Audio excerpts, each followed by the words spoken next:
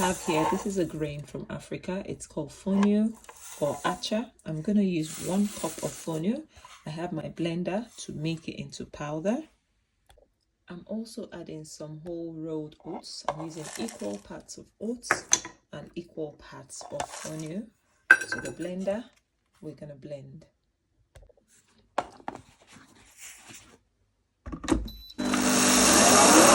And then I'm adding a cup of spelt flour. You can use any flour. Next, I'll be adding my blended mix of the oats and the fonio. And finally, I'm adding a liter of water.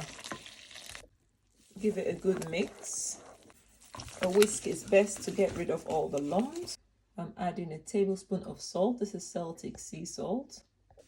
Now this is optional, but I'm adding plain white flour. This is because spelt flour hasn't got enough gluten, and so oats as well as the fonio, and I want to have a bit more gluten and stretch here. Finally, we'll add some sugar. I'm using coconut sugar. You can use date sugar or you can use some applesauce. I'm also adding homemade applesauce.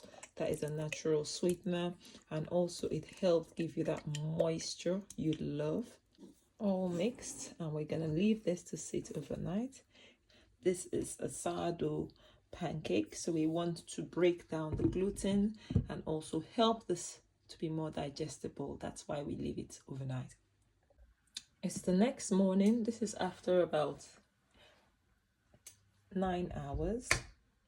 So we have bubbles, and this is fermented nicely. So finally, I will add some flavors. I've got some nutmeg. I've also got some vanilla. Give it a good mix. Next, I'll heat up my well-seasoned cast iron pan. Ensure you use low heat because it prevents the sticking. Add a little bit of oil. You can see the bubbles at the top. That's the sourdough working. And then we're going to add little scoops into the pan. Look at the bubbles forming nicely. It's time to flip our pancakes. Gently flip. Perfect pancakes, completely plant-based, no eggs, and it's so good. Now, this is a hack. If your children can't stand the sour taste of sourdough, add some baking soda, not baking powder, sodium bicarbonate, okay?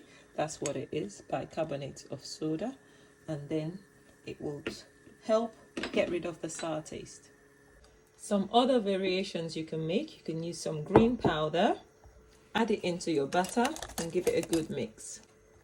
Another variation, purple sweet potato flour, or you can just use cooked purple sweet potatoes and then add your batter. So purple sweet potato cooked and cooled, or you can just use the flour, which is what I made, but the easiest one is the cooked one, and give it a good mix together. And you've added more nutrients to this pancake and more variation, and the children will never know. Now, these are the pancakes. We have the plain one here. We have the one with the sweet potato, purple sweet potato, and the grains. And it's all nutritious and lower inflammatory for you and your family.